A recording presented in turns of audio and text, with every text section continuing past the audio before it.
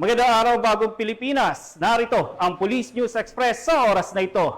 Sa gitna ng hagupit na masamang panahon, patuloy pa rin ang paghahatid ng Bulacan PNP ng isang malawakang rescue operation sa mga residente ng apektadong lugar. Narito ang report ni Patrolwoman Per Cristarin Javier. Bulacan PNP sa pagsasagawa ng malawakang rescue operation sa mga residenteng naapektuhan ng matinding pagbaha sa iba't ibang bahagi ng lalawigan. Pinangunahan ito ni Police Colonel Angel L. Garciliano, Acting Provincial Director ng Bulacan Police Provincial Office, katuwang ang Search and Rescue Units, mga lokal na pamahalaan at Provincial Disaster Risk Reduction and Management Office. Nagtulungan ang mga pulis at volunteer groups upang mailikas ang mga pamilyang natrap sa kanilang mga tahanan dahil sa patuloy na pagtaas ng tubig. Nagpatupad ng force evacuation sa iba't ibang lugar sa lalawigan bunsod ng patuloy na pag-ulan na nagdulot ng malawakang pagbaha.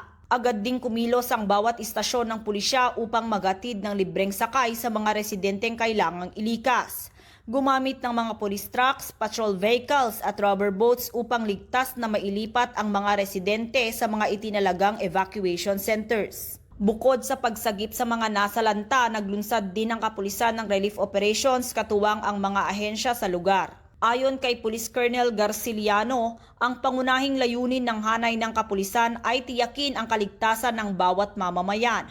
Patuloy ang pagbabantay ng pulisya sa sitwasyon at handang tumugon sa anumang tawag para sa rescue, relief at seguridad sa mga evacuation sites. Pinapaalala din niya sa publiko na manatiling alerto at makinig sa mga opisyal na abiso upang manatiling ligtas. Sa kabila ng hamon ng panahon, ang mabilis na aksyon ng Bulacan PNP ay patunay ng kanilang dedikasyon sa serbisyo at malasakit sa kapakanan ng mamamayan sa oras ng sakuna.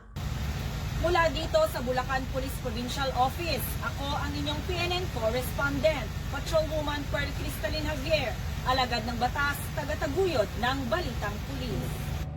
At para sa iba pang napapanahong balita, laging tumutok sa Police News Network, alagad ng batas, tagataguyod ng Balitang Pulis.